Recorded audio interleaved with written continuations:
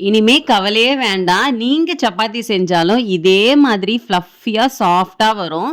காலையில செஞ்ச சப்பாத்திய நைட்டு நீங்க சாப்பிட்டா கூட அவ்ளோ சாஃப்ட்டா இருக்கும். இதுல நம்ம எக்ஸ்ட்ராவா பட்டர், பாலு, சுடு தண்ணின்னு எதுவுமே ஆட் பண்ண போறதில்ல. ரொம்ப ஈஸியா செஞ்சிடலாம். எப்படி செய்றதுன்னு பார்க்கலாமா? 1 கப் அளவு கோதுமை மாவு எடுத்துக்கோங்க. அதில தேவையான அளவு உப்பு சேர்த்துக்கலாம். 1 டேபிள் ஸ்பூன் அளவு எண்ணெய் சேர்த்து, இத உப்பு வந்து எல்லா இடத்துலயும் படுற மாரி நல்லா இந்த மாரி கையால மிக்ஸ் பண்ணி விட்டுடுங்க. 1 கப் கோதுமை மாவுக்கு 1/2 கப் தண்ணி வந்து கரெக்ட்டா இருக்கும். வேணா நீங்க வேற ஏதாவது பிராண்ட் மாறுச்சுனா வேணா தண்ணி வந்து கூட குறைய ஆகும். நான் வந்து யூசுவலா வீட்ல அரைக்கிற மாவு தான் யூஸ் பண்ணுவேன். ஸோ, அதனால எனக்கு 1/2 கப் தண்ணியே வந்து கரெக்ட்டா இருக்கும். கொஞ்சம் கொஞ்சமா தண்ணி சேர்த்து மாவ வந்து நல்லா பெசஞ்சு எடுத்துக்கோங்க.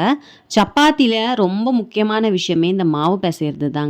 கொஞ்சம் டைம் எடுத்து ஒரு 10 நிமிஷம் போல நீங்க மாவு பெசஞ்சீங்கன்னா, சப்பாத்தி அவ்ளோ சாஃப்ட்டா வரும்.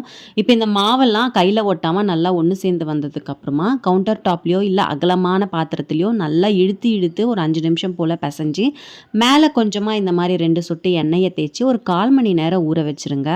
1/4 மணி நேரம் கழிச்சு எடுத்து பாருங்களேன், மாவு பார்க்கறதுக்கே அவ்ளோ சாஃப்ட்டா இருக்கு. இப்ப இதிலருந்து நம்ம கொஞ்சமா பார்ட்டிஷன் பண்ணி எடுத்து வீட் ஃப்ளோர்ல டஸ்ட் பண்ணிக்கலாம். வழக்கமா நம்ம எப்படி சப்பாத்திக்கு தேய்ப்போமோ, அதே மாதிரி தேய்ப்போம். ஆனா இந்த மாரி சர்க்குலர் மோஷன்ல தேய்ச்சு பாருங்க. ஈவனா வந்து சப்பாத்தி இருக்கும். அப்ப நம்ம சூடான தோசை கல்லுல போட்டோம்னா, மாவுல இந்த மாரி நல்லா புஃப்ஃப்ன்னு ஃப்ளஃபியா வந்துரும் பாருங்க. சூப்பரா. இதுக்கு நீங்க எக்ஸ்ட்ரா ஃபிட்டிங்கா நெய் அப்படி இல்லன்னா கீன்னு எது வேணாலும் யூஸ் பண்ணிக்கலாம். ஆனா இன்னைக்கு நான் எதுவுமே யூஸ் பண்ணாம சப்பாத்திய மட்டும் பாருங்க, எவ்ளோ சாஃப்ட்டா இருக்கு.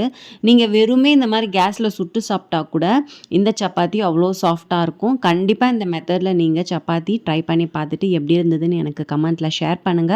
இன்னும் இன்ட்ரஸ்டிங்கான வீடியோவ பார்க்கறதுக்கு என் சேனல சப்ஸ்கிரைப் பண்ணுங்க. பாய்.